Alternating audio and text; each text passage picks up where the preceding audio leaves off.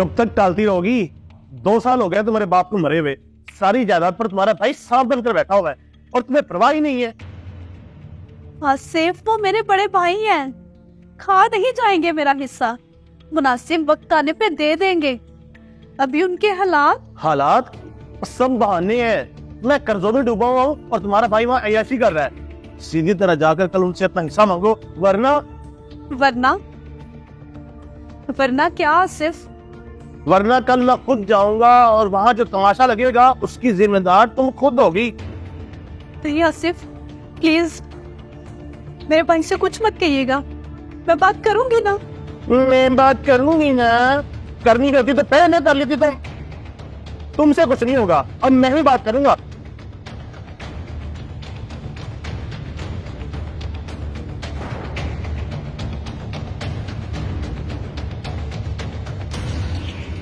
देखिए अहमद भाई, सीधी बात है, आयशा तो शर्म के मारे आपसे बात नहीं करती, लेकिन हक तो उसका बनता है ना, इसलिए हमें पैसों की ना बहुत ज़रूरत है। उसका जो भी शरीयत के मुताबिक हिस्सा बनता है आप निकाल दें। आसम मियाँ, मैंने कब इनकार किया है? आयशा मेरी बेटी जैसी है, तो उसका हक जरूर मिलेगा। तो फिर देर किस बात की है? आप कैश दे दें, मैं किसी कारोबार में लगा दूंगा। लो कर लो बात। और भाई साहब आप तो ऐसे कह रहे हैं जैसे कैश मैं जेब में लेके बैठा हूँ, आप मांगेंगे तो मैं आपको दे दूंगा। और ये मेरी बहन का हिस्सा है, हम बहन भाई आपस में बैठ के बात कर लेंगे। बेहतर यही है कि आप दरमियान से हट जाएं। मैं दरमियान से हट जाऊं? मैं दरमियान से कैसे हट जाऊं? शौहर हूं मैं उसका नफा नुकसान अच्छे से समझता हूं। शोहर है उसके, मालिक नहीं। हिस्सा उसका, आपका नहीं।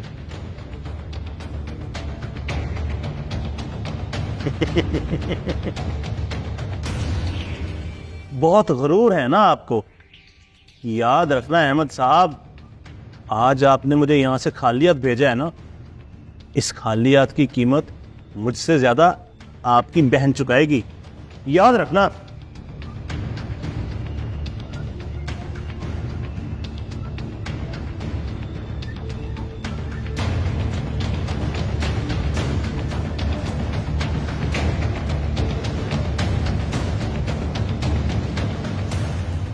बस बाबा जी क्या बताऊं, अजीब इम्तिहान में फंस गया हूं। बहनोई लालची है, जायदाद का हिस्सा मांग रहा है।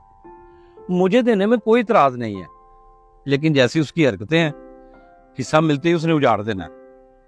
और अगर नहीं देता तो बहन का घर उजड़ जाएगा। अब तो वो भी रो रो के कह रही है कि इसे हिस्सा दे दें। समझ नहीं आती क्या करूं। बेटा परेशान ना हो, अकल से काम लो। जो शरीयत का हुक्म है वही करो, बहन का हक अदा करो, मगर तरीका बदल।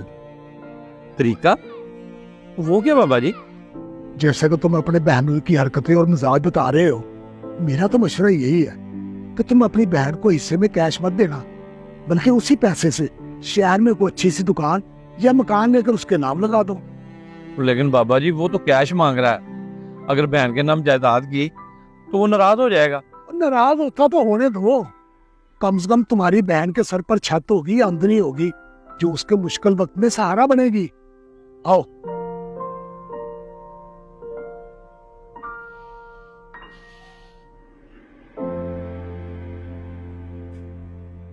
ये क्या, दुकान के कागजात? और कैश किधर है? आयशा, जायदाद में जो तुम्हारा हिस्सा बनता था उसके बदले में ये दुकान लेके तुम्हारे नाम कर दी है। हर महीने इसका किराया तुम्हारे अकाउंट में आएगा। ये तुम्हारे लिए महफूज सरमाया है।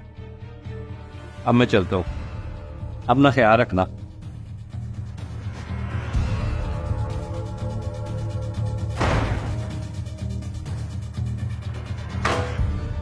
दुकान का अचार डालना है मैंने, मुझे कारोबार के लिए कैश चाहिए था। तुम्हारे भाई ने ना ये जानबूझकर चाल चली है।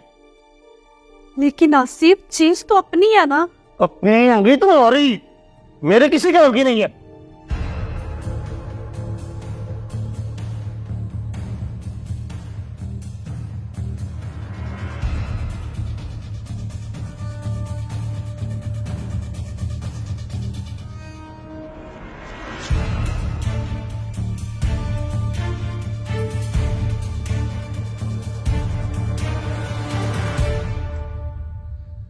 बाबा जी, आपका मशवरा मान के मैंने गलती कर दी है।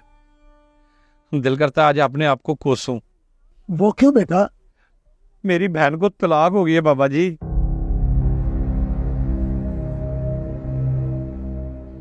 लेकिन क्यों? आसफ को हिस्से में क्या जो नहीं मिला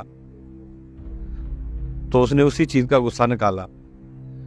अगर हम जायदाद की तकसीम उस तरह ना करते, उस तरह कर लेते जैसे वो चाहता था, शायद मेरी बहन का घर बसा रहता। देखो बेटा, अगर तुम अपनी बहन का हिस्सा ही बहनोई को देकर उसका घर बचाते तो याद रखना, हिस्सा ना देना ही अफसर। वो कैसे? क्योंकि जायदाद ठिकाने लगाकर कल को कोई और बहाना पकड़ लेता है। लालची इंसान का पेट कभी नहीं भरता बेटा। जिन्होंने अपना घर बसाना होता है बेटा, वे मेहनत मजदूरी करते हैं, रूखी सूखी खाते हैं, ससुराल के आगे हाथ नहीं फैलाते, और बीवी से ये नहीं कहते कि जाकर नेके से लेकर आओ। और जो मर्द अपने ससुराल से खाने की आदी हो जाए ना, वो कभी नहीं सुधर सकते। शरीयत ने माँ बाप की जायदाद में से बेटे बेटियों का हिस्सा रखा है, बहनोई और दमादों का हिस्सा नहीं रखा। आज तुम्हारी बहन के पास अपनी दुकान है, किराया आ रहा है, वो किसी पर बोझ नहीं है। तुमने उसका मुस्तकबिल बचाया है, उसका घर नहीं टूटा, बल्कि वो एक अजाब से आजाद हुई है। नहीं यकीन तो ऑडियंस से पूछ लो। क्या बाबा जी की ये सब बातें दुरुस्त है? अपनी राय कमेंट्स बॉक्स में जरूर दीजिएगा।